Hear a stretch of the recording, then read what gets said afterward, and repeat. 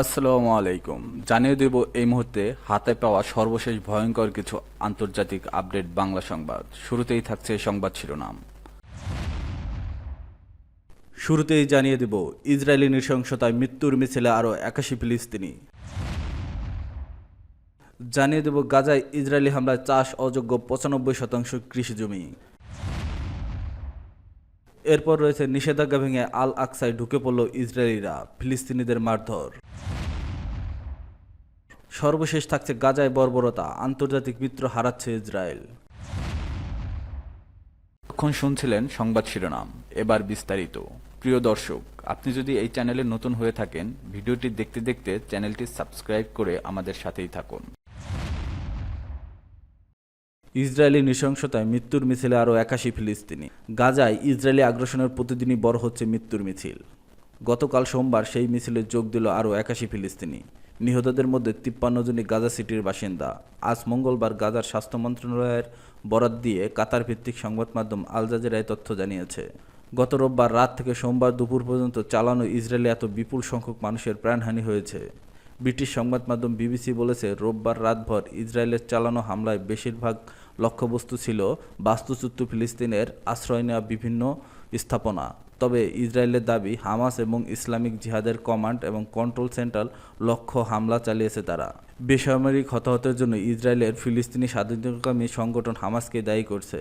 তাদের ভাষ্য, গাজার নিজস্ব মানুষকে ঢাল হিসেবে ব্যবহার করছে তারা। উপত্যকাটিতে বেসামরিক হতাহতের দায় ইসরায়েলের নয়, বরং হামাসেরই। ইসরায়েলি সেনাবাহিনী বলছে, গত 48 ঘন্টায় গাজা জুড়ে হামাস ও অন্যান্য সশস্ত্র গোষ্ঠীগুলোর প্রায় 200 লক্ষ্যবস্তুতে হামলা চালিয়েছে তারা। ফিলিস্তিনে জাতিসংঘের মানবাধিকার বিষয়ক প্রতিবেদক ফ্রান্সেসকো আলবানিজ গত রোববার সামাজিক মাধ্যমে ফাহমি আল জারজাবি স্কুলে ইসরায়েলি হামলায় একটি ভিডিও শেয়ার করছেন, যাতে দেখা যায় ইসরায়েলি হামলায় স্কুলটিতে আগুন ধরে যাওয়ার পর ওই আগুনে জীবিত অবস্থায় পুড়ে যায় এক শিশু। ভিডিওটি সামাজিক মাধ্যমে 4,70,000 বার দেখা হয়েছে। ওই ভিডিওটির ক্যাপশনে তিনি লিখেছেন, এই আগুনের চিত্র আমি আর দেখতে পারছি না। যতবার দেখার চেষ্টা করছি আমার মাথা ঘোরাচ্ছে, পেট গুলিয়ে যাচ্ছে। ফিলিস্তিনিরা যেন আমাদের মাফ করে। মঙ্গলবার উপত্যকা জুড়ে বিভিন্ন স্থানে ব্যাপক হামলা চালিয়ে যাচ্ছে নেতানিয়াহুর সেনারা। আল জাজিরা বানিয়েছে, গাজা সিটির আল কারামা এলাকায় ভয়াবহ হামলা চালিয়েছে আইডিএফ। ওই হামলায় এখন পর্যন্ত এক শিশু নিহত হয়েছে বলে জানা গেছে, তবে আশঙ্কা করা হচ্ছে হতাহতের সংখ্যা আরও অনেক বাড়বে। এছাড়া মধ্য গাজার জয়তুন ও আজ জাওয়াজা শহরে 2 জন নিহতের তথ্য পাওয়া গেছে। প্রায় 20 মাস ধরে চলা এই হত্যাযজ্ঞে গাজায় নিহত হয়েছে 53,000-এরও বেশি ফিলিস্তিনি। গাজায় ইসরায়েলি হামলায় চাষ অযোগ্য 95% কৃষি জমি। ফিলিস্তিনের যুদ্ধবিধ্বস্ত ভূখণ্ড গাজার 95% জমি চাষাবাদের উপযোগী নয়। মূলত ইসরায়েলের নির্বাচার হামলার কারণেই এমনটা হয়েছে।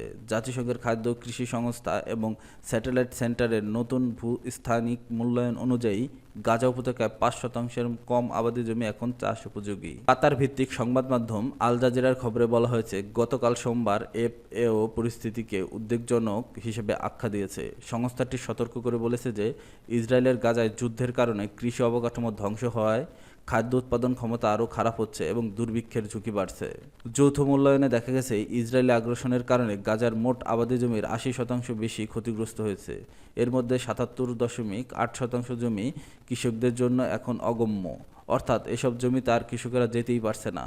মাত্র 688 হেক্টর বা 1,700 একর বা মাত্র 4.6% আবাদি জমি চাষের জন্য অবশিষ্ট আছে। গাজার গ্রিনহাউস ও পানির উৎস ব্যাপকভাবে ক্ষতিগ্রস্ত হয়েছে ইসরায়েলি হামলায়। অঞ্চলটির 71.2% গ্রিনহাউস এবং 82.8% কৃষি কৃপ ক্ষতিগ্রস্ত হয়েছে। এফএও এর ডেপুটি ডিরেক্টর জেনারেল বেসডল বলেছেন, এই ধ্বংসযজ্ঞ শুধু অবকাঠামো হারানোর বিষয় নয়, এটি গাজার কৃষি, খাদ্য ব্যবস্থা ও জীবনরেখার সম্পূর্ণ পতন। তিনি আরও বলেন, যা একসময় লাখ লাখ মানুষের খাদ্য, আয় ও স্থিতিশীলতা দিত, তা এখন ধ্বংসস্তূপে পরিণত হয়েছে।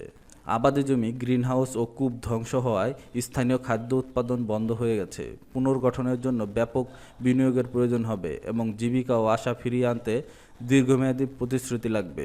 এই ফলাফল integrated food security face classification বিশ্লেষণের পর প্রকাশিত হলো।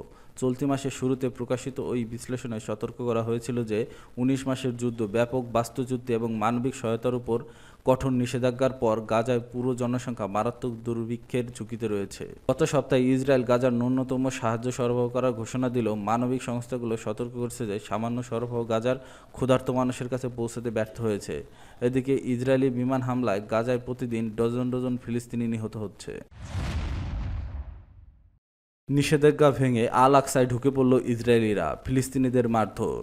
আবারও নিষেধাজ্ঞা ভেঙে আল আকসা মসজিদের কম্পাউন্ডে প্রবেশ করল ইসরায়েলিরা। গতকাল সোমবার এই ঘটনা ঘটে বলে জানিয়েছে কাতার ভিত্তিক সংবাদ মাধ্যম আল জাজিরা। প্রতিবেদনে বলা হয়েছে, জেরুজালেম দিবসের মিছিল চলাকালীন উগ্রবাদী ইহুদিরা এই কাণ্ড করেছে। উল্লেখ্য, 1967 সালে 6 দিনের যুদ্ধের পর জেরুজালেম নিয়ন্ত্রণ ইসরায়েলের হাতে চলে যাওয়ার দিনকে জেরুজালেম দিবস হিসেবে উদযাপন করে কট্টরপন্থী ইহুদিরা। স্থানীয় গণমাধ্যমগুলোর তথ্যমতে আল আকসা মসজিদ কম্পাউন্ডের ভেতরে প্রবেশ করে কমপক্ষে 2000 ইসরায়েলি। এর মধ্যে ছিলেন ইসরায়েলের জাতীয় নিরাপত্তা মন্ত্রী কট্টর ডানপন্থী নেতা ইতামার বেন গভিরও। ইসলাম ধর্মের তৃতীয় পবিত্র স্থান হিসেবে বিবেচিত এই মসজিদে উপস্থিত হয়ে সামাজিক মাধ্যম এক্সে একটি ভিডিও পোস্ট করেন তিনি। ওই ভিডিওতে তার সঙ্গে ইসরায়েলি পার্লামেন্টের সদস্য ইজ্জাক ক্রুজার এবং নেগেভ ও গ্যালিলি অঞ্চলের মন্ত্রী ইজ্জাক ভাসেরলভকেও দেখা যায়। ভিডিওতে বেন গভির বলেন, প্রার্থনা করছি যে এই যুদ্ধে আমরা জয়লাভ করতে পারি। পাশাপাশি হামাসের হাতে জিম্মি সবাইকে ইসরায়েলি ভূখণ্ডে ফেরত আনা এবং সিন বেতের নতুন প্রধানের সফলতা চেয়েছি। আল জাজিরার প্রতিবেদন অনুযায়ী পুরাতন জেরুজালেমের মুসলিম কোয়ার্টার্সের পাশ দিয়ে জেরুজালেম মার্চ নামে শোভাযাত্রা করে ইসরায়েলিরা। এ সময় তারা আরব নিপাত যাক, তোদের বসতি জ্বলুক এ ধরনের স্লোগান দেয়। শোভাযাত্রায় অংশগ্রহণকারীদের বেশিরভাগই জেরুজালেম ও পশ্চিম তীরে বসবাসকারী দখলদার ইসরায়েলি। আন্তর্জাতিক আইনের অধীনে তারা এই অঞ্চলের অবৈধ বাসিন্দা হিসেবে চিহ্নিত।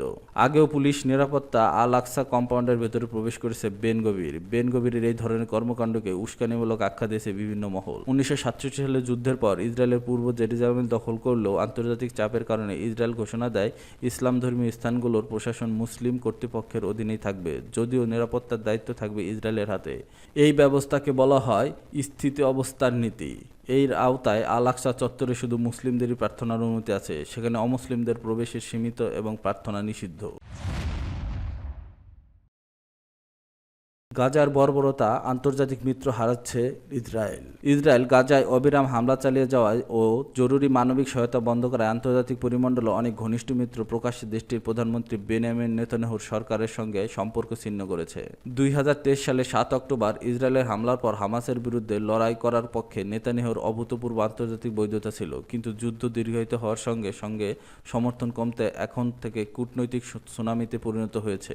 মার্চ মাসে যুদ্ধবিরতির বাতিল এবং গাজায় খাদ্য, পানি ও ওষুধের সমস্ত সরবরাহ বন্ধ করার পর গত 2 মাসে নেতানিয়াহু যুক্তরাষ্ট্র ছাড়া পশ্চিম বিশ্বের বাকি বন্ধুদের হারিয়েছেন। এ মাসের শুরুতে জিম্মিদের মুক্ত করতে এবং যুদ্ধ শেষ করার চুক্তি গ্রহণ না করে গাজা পুনরায় দখল ও ধ্বংস করার জন্য অভিযান শুরু করলে চাপ তীব্রতরভাবে বাড়ে। মার্কিন প্রেসিডেন্ট ট্রাম্প এবং তার শীর্ষ সহযোগীরা নেতানিয়াহুকে যুদ্ধ বন্ধ করতে এবং সাহায্য পাঠানোর অনুমতি দিতে ইঙ্গিত দিয়েছে, যদিও ট্রাম্প তার উদ্বেগের বেশিরভাগ সময় ব্যক্তিগত পর্যায়ে রেখেছেন।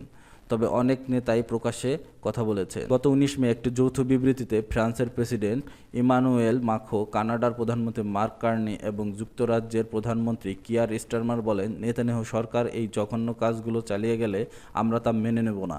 ইসরায়েল যদি নতুন করে সামরিক আক্রমণ বন্ধ না করে এবং মানবিক সহায়তার উপর থেকে নিষেধাজ্ঞা তুলে না নেয়, তবে আমরা এই প্রক্রিয়ার আরও সুনির্দিষ্ট পদক্ষেপ নেব। এই সিদ্ধান্তের বিপরীতে নেতানিয়াহু ক্ষুব্ধ প্রতিক্রিয়া জানিয়ে এক ভিডিও বিবৃতিতে এই 3 জনকে হামাসের হয়ে কাজ করার অভিযোগ করেছেন। তিনি বলেন, তারা চায় ইসরায়েল পিছু হটুক এবং মেনে নিক যে হামাস গণহত্যাকারীদের সেনাবাহিনীতে বেঁচে থাকবে, পুনর্গঠিত হবে এবং 7 অক্টোবর গণহত্যা বারবার ঘটাবে, কারণ হামাস সেটাই করার শপথ নিয়েছে। নেতানিয়াহু তার ভিডিওতে বলেন, আমি প্রেসিডেন্ট মাখো, প্রধানমন্ত্রী কার্নি এবং প্রধানমন্ত্রী স্টারমারকে বলছি, যখন গণহত্যাকারী, ধর্ষক, শিশু হত্যাকারী এবং অপহরণকারীরা আপনাকে ধন্যবাদ জানায়, তখন আপনি ন্যায়ের ভুল দিকে, আপনি মানবতার ভুল দিকে এবং আপনি ইতিহাসের ভুল দিকে।